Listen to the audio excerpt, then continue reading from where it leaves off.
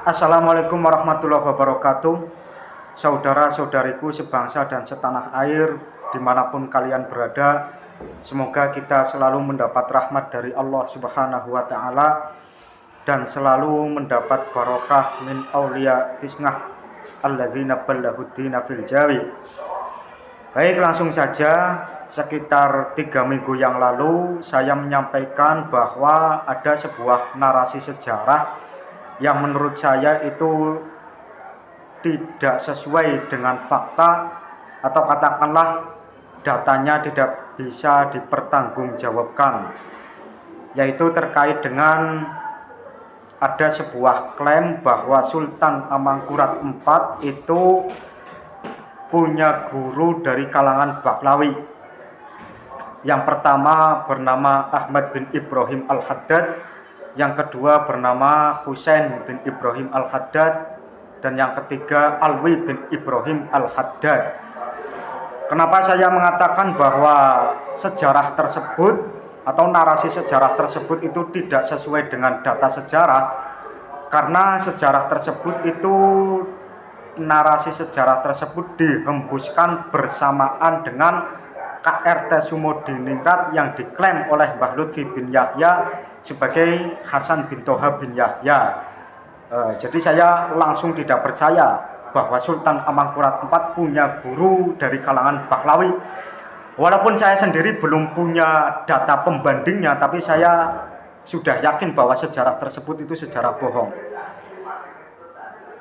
Setelah itu saya pergi ke Jogja. Saya menemui salah satu abdi dalam keraton yang bergelar Kanjeng Raden Arya Tumenggung. Tidak saya sebutkan namanya ya. Yang jelas beliau seorang abdi dalam dan punya jabatan di keraton. Saya sowan ke kediaman beliau dan bertanya terkait dengan guru-guru raja-raja Kesultanan Mataram Islam. Kemudian beliau alhamdulillah kerso menjelaskan, dan beliau juga menunjukkan kepada saya sebuah serat atau tulisan naskah karyanya Sinuhun Susuhunan Pakubuwono IX, yang serat tersebut bernama Serat Wiro Iswoyo. Di dalam Serat Wiro Iswoyo tersebut diceritakan bahwa Sultan Pakubuwono IX atau Sinuhun Susuhunan Pakubuwono IX itu berguru kepada Syekh Abdul Qohar, yang dimana Syekh Abdul Qohar ini keturunan Sunan Bayat, dan Sunan Bayat ini adalah murid Sunan Kalijaga. Jadi semua guru-guru raja-raja Mataram Islam itu adalah ulama atau mursyid yang punya sanad ke Sunan Kalijaga. Jadi nggak ada Baklawinya, intinya begitu. Setelah Sunan Kalijaga wafat, para raja Kesultanan Mataram itu berguru kepada Sunan Bayat, kemudian ke keturunannya Sunan Bayat sampai ke Syekh Abdul Qohar. Dan di Serat Wiro Iswoyo tersebut juga diceritakan panjang lebar, seperti diceritakan bahwa torekohnya raja-raja Mataram Islam itu adalah Satoriyah. Jadi di sini jelas tidak mungkin guru-guru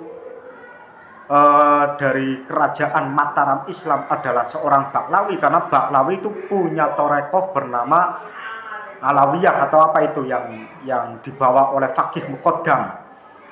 Kalau memang guru spiritual Sultan Amangkurat IV itu dari kalangan Baklawi, kan logikanya kan torekohnya Sultan Amangkurat IV itu pasti ya torekohnya torekoh Fakih Muqaddam, bukan Satoriyah. Tapi ternyata di Serat Wiro Iswoyo tersebut dikatakan bahwa raja-raja Mataram Islam itu torekohnya Satoriyah. Jadi di sini tambah menguatkan saya sendiri, walaupun sebelum saya tahu Serat Wiro Iswoyo tersebut saya sudah yakin bahwa ini sejarah bohong, karena ini versi Pekalongan. Ketambah lagi setelah saya sowan ke ke salah satu abdi dalam keraton itu dijelaskan bahwa guru-guru kerajaan Mataram Islam itu torekohnya Satoriyah dan keturunan Sunan Bayak begitu.